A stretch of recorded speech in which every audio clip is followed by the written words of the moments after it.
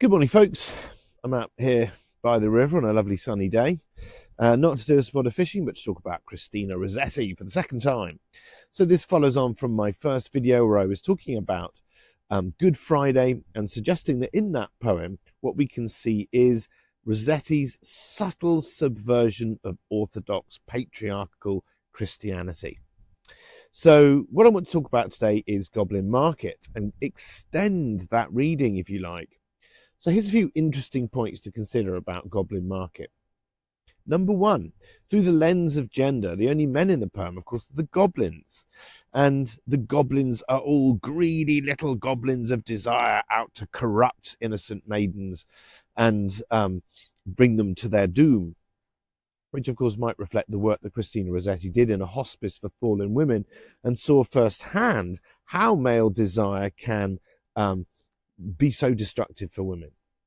Number two, physical desire, temptation, is depicted as enjoyable. Laura succumbs to it. She finds the fruits irresistible. They're not forced on her. She gorges them in descriptions which are floridly erotic and, of course, becomes addicted to them. But like an addiction to drugs, whilst this might involve pleasure, it's seen as essentially meaningless, toxic, and corrupting. So at this point, of course, Lizzie steps in to save her sister, Laura. And so the redeeming character who sacrifices herself, in a sense, for Laura is not a man, is not Christ. It's a woman. It's Lizzie, who is there to save her sister, Laura. And she steps forward to succumb to the desire of the goblins, if you like, who conduct what can only be described as a kind of gang rape. Again, in kind of floridly, almost pornographic descriptions of them and their fruit. As a result of this, Lizzie is coated with the sticky fruit juice from their wares, from the fruit that they sell. But the difference is that Lizzie has done this selflessly. She's not there for her own selfish enjoyment. She's there to save her sister Laura. And through that act of selflessness, this elixir of desire, the sticky fruit juice, is transformed, just like the Eucharist transforms the bread and the wine into the body and the blood of Christ. But we don't have a male figure here. We don't have a Christ-like figure. We have Lizzie, a woman, is our Christ-like figure. And of course, she returns and encourages Laura to drink the fruit juices from her. Again, in an act that can be interpreted and is interpreted through a modern lens as being a kind of suggestion of lesbianism. Well, that seems to me to be a valid reading. But I would say here instead, with the reading that I'm giving you, is that again, this is like a kind of Eucharist moment in the sense that Laura now is drinking an elixir which is transformed through Lizzie's selflessness, so that she's being initiated into a new form of love, even physical, sexual love, because of course the language is so kind of viscerally physical and sensual.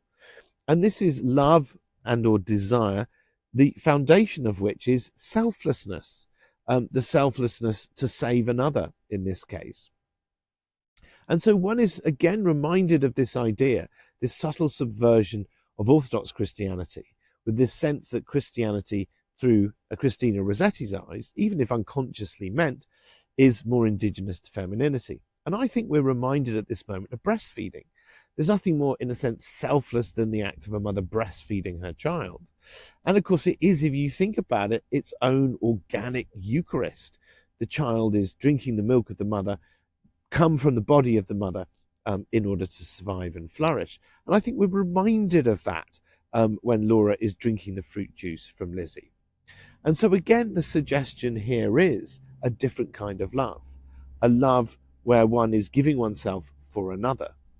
And in this way, again, of course, that was Christ's act, that I think that Christina Rosetti is saying, rather than kind of the male sexual gaze or male sexual desire, which is selfish and corrupting and limiting, there is now the female gaze, female desire, which in terms of the way she depicts it, is still physical, is still enjoyable, is still profoundly sensual, but is also, in a sense, an act of giving, not just an act of taking.